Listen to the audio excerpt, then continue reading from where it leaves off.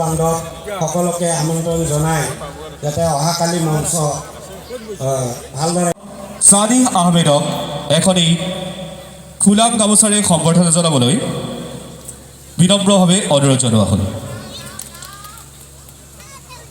তাৰ ৰাহুল আলীক এখনি ফুলাম গামোচাৰে সম্বৰ্ধনা জনাবলৈ আমি সদস্যসকলক বিনম্ৰভাৱে অনুৰোধ জনাইছোঁ।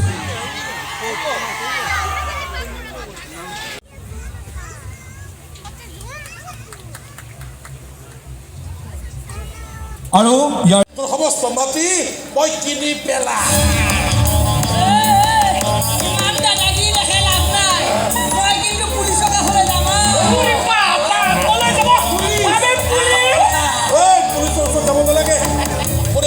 দেখিছেনে ৰাজ্যৰ পকেটখনৰ ভিতৰত সোমাই থাকে এইখন পকেটত কৰ্তাই আৰু চাৰ্টৰ পকেটত দিছপুৰ গভৰ্ণমেণ্ট এই পুলিচ আইন চৰকাৰ এইবোৰৰ ওজন কঢ়িয়াওঁতে বৰ ভাগৰ লাগি যায় জানো ভৰ্তি চলিবলৈ বৰ মন যায়।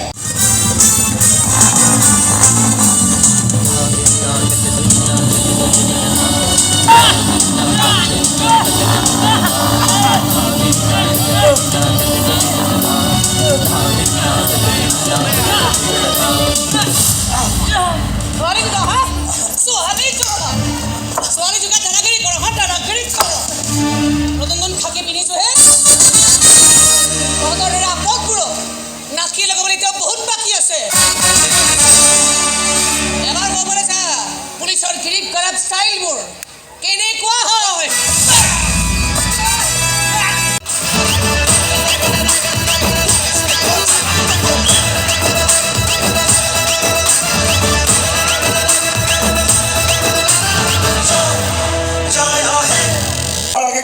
মোৰ পাৰ্মিশ্যনটো ল'ব লাগিছিল। আমাৰ ফৰ্চক ফ্ৰী হেণ্ড দিয়া হৈছে ছাৰ, আমাক পাৰ্মিশ্যনৰ কোনো প্ৰয়োজন নাই। ফ্ৰী হেণ্ড পালে উভত কৰি নাচিবা নেকি? মই নাচিবলৈ অহা নাই ছাৰ, নচুৱাবলৈহে আহিছোঁ। তুমি নচাব খুজিলে আমি নাচিম নেকি?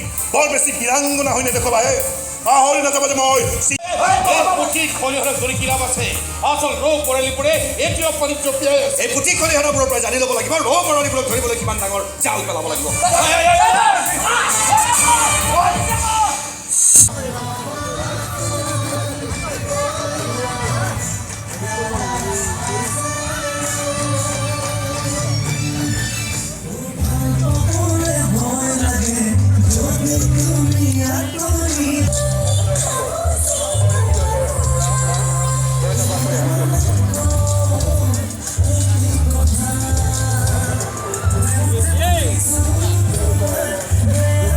হয়, আজি আমি পৌৰঞ্জৰ উদ্যোগত অসমৰ অদ্বিতীয় ভ্ৰাম্যমাণ নাট্য দল আবাহন থিয়েটাৰক আমন্ত্ৰণ জনাইছিলোঁ। আজি 2026 বৰ্ষৰ 14 জানুৱাৰী। আজি গৌৰৱোজ্জ্বল প্ৰথম নিশা ইতিমধ্যে আমাৰ সমাপ্তি হৈ গ'ল। ৰাইজৰ বিপুল সমাদৰ পাইছোঁ, যথেষ্ট সঁহাৰি যোগাইছে আৰু অহাকালি আমাৰ 15 জানুৱাৰী 2026 তেখেতসকলৰ এই বছৰৰ জনপ্ৰিয় নাট মীনাক্ষীৰ সংগীত সন্ধিয়া সকলো ৰাইজৰে আমি সহায় সহযোগিতা আমি কামনা কৰিছোঁ। লগতে আমাৰ আবাহন থিয়েটাৰৰ মহাময়ী অভিনেত্ৰী আমি আমাৰ প্ৰস্তুতি পৰাশৰ বাইদেউকো আমাৰ তৰফৰ পৰা আন্তৰিক ধন্যবাদ জ্ঞাপন কৰিছোঁ। আবাহন থিয়েটাৰ দলে আজি প্ৰথম নিশা নাট মঞ্চস্থ কৰিলে। ৰাইজৰ আমি অভূতপূৰ্ব সঁহাৰি লাভ কৰিছোঁ। আজি নাট আছিলে গিৰীপ গায়ক কইনা আহিছে, গতিকে ৰাইজে নাটক ভাল পাইছে। গতিকে অহাকালি তেওঁলোকৰ নাট আছে মীনাক্ষীৰ সংগীত সন্ধিয়া, যিটো এই বছৰৰ সৰ্বশ্ৰেষ্ঠ নাট। গতিকে ৰাইজক মই অনুৰোধ জনাইছোঁ সকলো ৰাইজ যাতে দলে বলে আহি আমাৰ এই NGOটোৰ যি উদ্দেশ্য লৈ আমি এই অনুষ্ঠানটো মাতিছোঁ সেইটো সফল হ'ব পাৰোঁ, এইখিনিয়ে মোৰ ৰাইজৰ ওচৰত অনুৰোধ। 15 জানুৱাৰী নিশা 6 বজাত আমি প্ৰথম দৰ্শনী কৰিম ভাবিছোঁ।